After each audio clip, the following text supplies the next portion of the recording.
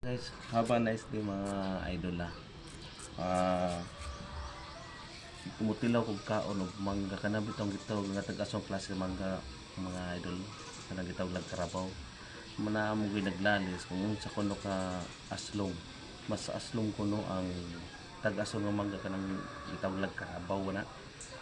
Mas aslom kuno na kaysa Bisaya nga mangga. Kaya ako naibawan ng mangga nga Bisaya may pinakaslom. Pero ang matod pa sa usa nga ako na naglalis tuyang kalalis nga ang karabaw ko no kanang kining tag-asong nga klase mangga. Ang karabaw ang tawag nila nga. So tilaw na to guys niya aton pa rin sa nagpipi kanang kuan kanang ating hipon nga akong giluto ba.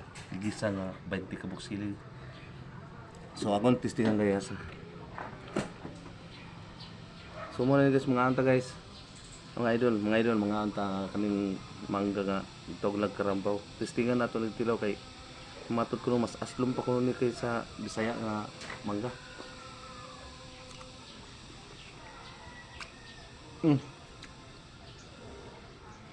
Ah. Aslom jud. Aslom sad siya jud. Alam sa kayang hipon.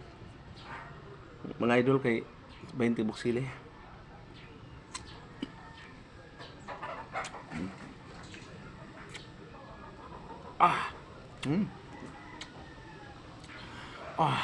Mas aslom gyud ang mga idol kay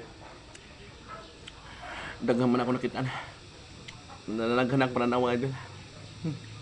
Aslom sa idol ang gining gitawag lag karabaw nga mangga.